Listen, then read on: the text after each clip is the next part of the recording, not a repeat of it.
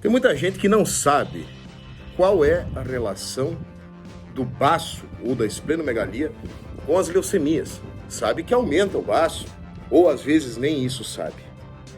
Só que tem uma relação muito direta, principalmente com a leucemia mieloide crônica, mas também as agudas, dependendo do estágio da leucemia e também da resposta de cada paciente.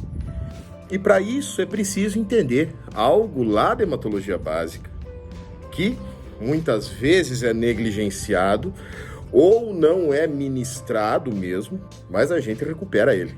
Isso é fácil. Veja só, nós precisamos entender os períodos da hematopoiese.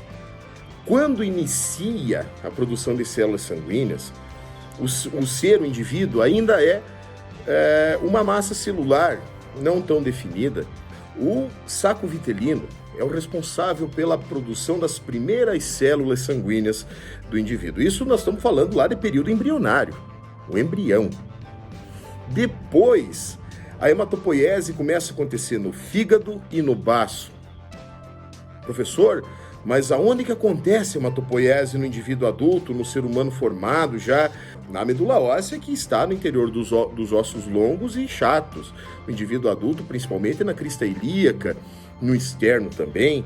Só que veja só, no período fetal ou no período lá de gestação, o esqueleto axial, enquanto ele não é formado, as células sanguíneas elas precisam ser produzidas em outro lugar. E aí acontece a produção no fígado e no baço. Por isso que esses órgãos, eles são órgãos com afinidade por célula hematológica, por célula precursora e por célula hematopoética. Claro que não uma afinidade não tão grande quanto a medula óssea tem. Então o que acontece?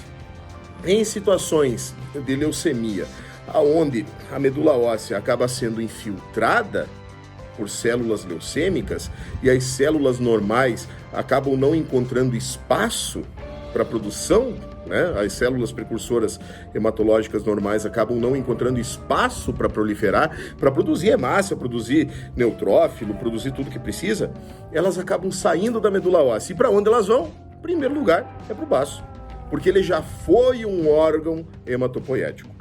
Então aí acontece o aumento do baço e acontece o que a gente chama de hematopoiese extramedular. Outra coisa que também pode acontecer é que as células leucêmicas podem sair da medula óssea e infiltrar o baço.